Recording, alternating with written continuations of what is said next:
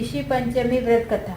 राजा सुताश्व ने कहा, हे पितामह, मुझे ऐसा व्रत बताइए जिससे समस्त पापों का नाश होवे। तब ब्रह्मा जी ने कहा, हे राजन, मैं तुम्हें वह व्रत बताता हूँ जिससे समस्त पाप का विनाश होता है। वह व्रत है ऋषि पंचमी का व्रत, जिसके करने से नारी जाति के तमाम पाप दूर होकर पुण्य की भागी होती है। इसके लिए तुमसे एक पुरातन कथा कहता हूँ। विदर्भ देश में एक उत्तंक नामक सदाचारी ब्राह्मण निवास करते थे। उनकी पतिव्रता नारी सुशीला से एक पुत्री और एक पुत्र का जन्म हुआ। पुत्र सुविभूषण ने वेदों का सांगोपांग अध्ययन किया। कन्या समयानुसार एक सामान्य कुल में विवाह कर दिया, पर विधि के विधान से वह कन्या विधवा हो जाती है, तो वह अपनी सतीत्व की रक्षा पिता के घर में रहकर ही करने लगी। ब्राह्मण सपरिवार गंगा तट पर कुटी बनाकर ब्राह्मण बालकों को विद्या अध्ययन कराने के लिए लगे। एक दिवस कन्या माता पिता की सेवा कर एक शिलाखंड पर शयन कर गई। रात भर में उसके सारे शरीर में कीड़े पड़ गए। सुबह जब कुछ शिष्यों ने उस कन्या को अचानक इस दशा में देखा, तो उसकी माता सुशीला को आवेदन किया कि गुरु पुत्री के दुख को तो देखिए। गुरु पत्नी अपनी पुत्री की दशा देखकर नाना तरह के विलाप करने लगी। वह पुत्री को उठाकर ब्राह्मण के पास लाती है। ब्राह्मण भी पुत्री की दशा देखकर अति विस्मय को प्राप्त हुए और दुखी हुए। तब ब्राह्मणी ने हाथ जोड़कर कहा, हे महाराज, क्या कारण है? इस पुत्री के सारे शरीर में कीड़े पड़ गए हैं। तब महाराज ने ध्यान कर देखा तो पता चला कि यह पुत्री 7 जन्म पहले भी ब्राह्मणी थी। तो एक दिन रजस्वला होते हुए भी घर के तमाम बर्तन, भोजन सामग्री छू ली और ऋषि पंचमी व्रत को काफी अनादर से देखा। इसी दोष के कारण इस पुत्र के शरीर में कीड़े पड़ गए हैं, क्योंकि रजस्वला रजोधर्म वाली नारी प्रथम दिन चांडाली, दूसरे दिन ब्रह्मघातिनी के समान व तीसरे दिन धोबिन के समान शास्त्र दृष्टि से मानी जाती है। तुम्हारी कन्या ने ऋषि पंचमी व्रत के दर्शन अपमान के साथ किए हैं। इससे ब्राह्मण कुल में तो जन्म हुआ, पर इसके शरीर में कीड़े पड़ गए हैं। तब सुशीला ने कहे, महाराज, ऐसे उत्तम व्रत को आप विधि के साथ वर्णन कीजिए, जिससे संसार के प्राणी मात्र इस व्रत का लाभ उठा सके। ब्राह्मण बोले, हे सरधर्मिणी, यह व्रत भाद्र मास की शुक्ल पक्ष की पंचमी को धारण किया जाता है। पंचमी के दिन सुंदर नदी में स्नान कर व्रत धारण कर सायंकाल सप्त ऋषियों का पूजन विधान से करना चाहिए। भूमि को गो के गोबर से लीप कर उस पर अष्टदल कमल बनाकर नीचे लिखे सप्त ऋषियों की स्थापना कर प्रार्थना करनी चाहिए। महर्षि कश्यप, अत्रि, भारद्वाज, विश्वामित्र, गौतम, जमदग्नि, वशिष्ठ महर्षियों की स्थापना कर आचमन, स्नान, चंदन, फूल, दीप, नैवेद्य आदि से पूजन कर व्रत सफलता की कामना करनी चाहिए। इस व्रत को करके उद्यापन की विधि भी करना चाहिए। चतुर्थी के दिन एक बार भोजन करके पंचमी के दिन व्रत आरंभ करें। सुबह नदी या जलाशय में स्नान करके गोबर से लीप कर सर्वतोभद्र चक्र बनाकर उस पर कलश स्थापन करें। कलश के कंठ में नया वस्त्र बांधे। पूजा सामग्री एकत्रित कर अष्टदल कमल पर सप्त ऋषियों की स्वर्ण प्रतिमा स्थापित करें। फिर षोडोपचार पूजन कर रात्रि को पुराण का श्रवण करें। फिर सुबह ब्राह्मण को भोजन दक्षिणा देकर संतुष्ट करें।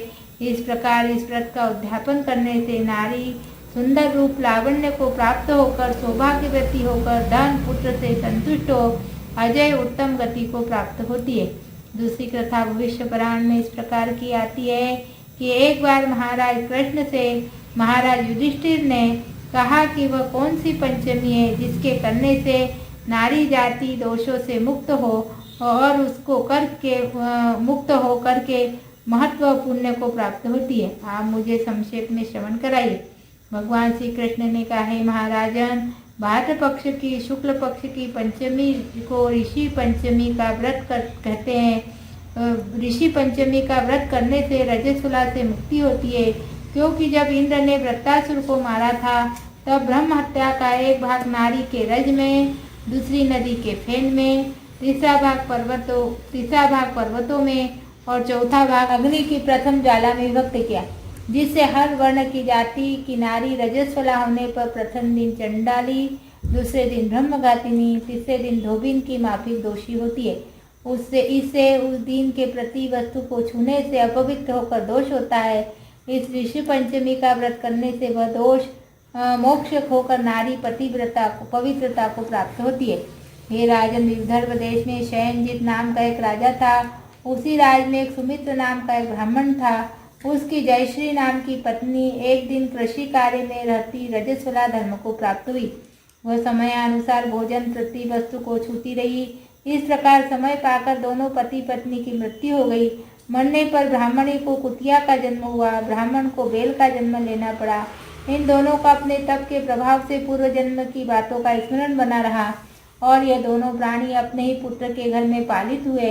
एक दिन पितृ पक्ष में ब्राह्मण कुमार ने अपने पिता की श्राद्ध तिथि में विधि के साथ ब्राह्मण भोज रखा। अपनी पत्नी को स्वादिष्ट पकवान बनाने की आज्ञा दी। इधर ब्राह्मण पतोहू ने विविध पकवान खीर आदि बनाकर तैयार किए। भाग्यवशात एक सर्प ने उस खीर में जहर उगल दिया। यह सब ब्राह्मणी कुतिया बनी देख रही थी, तो उसने सोचा अगर ब्राह्मण यह खीर खाएंगे तो मृत्यु को प्राप्त हो जाएंगे। इससे मेरे लड़के को ब्रह्म हत्या का भारी पाप लगेगा। इससे उस खीर को कुतिया ने जान के ही झूठी कर दी। तो बहू ने कुतिया को इतनी मारी कि उसकी कमर ही तोड़ दी और खीर फेंक कर दूसरी खीर बना ली। फिर श्राद्ध कर ब्राह्मण को भोजन कराया। रात को कुतिया ने जाकर अपने पूर्व पति बेल से दिन में होने वाली सारी घटना बताई। तो बेल बोला, हे प्रिय, तुम्हारे ही पाप के संसर्ग में आज मुझे बेल होना पड़ा। आज मेरे लड़के ने दिन भर मुंह बांध कर जोता है और अभी तक एक मुट्ठी घास भी नहीं डाली। यह सारी बातें छुपा हुआ ब्राह्मण बालक भी सुनता रहा, जिससे वह बड़ा दुखी हुआ। माता पिता दोनों को भोजन देकर वह रंज में वन में चला गया। उधर ऋषि ने उसने दंडवत करके पूछा, हे महाराज, मेरे माता पिता कुतिया और बेल की योनि में है, वह किस प्रकार इस योनि से छुटकारा पा सकेंगे? ऋषियों ने बोला, तुम्हारे माता पिता ने रजो धर्म दोष से कुतिया और बेल का जन्म पाया है। इससे तुम घर जाकर विधि से उत्तम ऋषि पंचमी को करके उसका फल अपने माता पिता को समर्पण करो, जिससे वह इस योनि से मुक्त होकर स्वर्ग प्राप्त करे।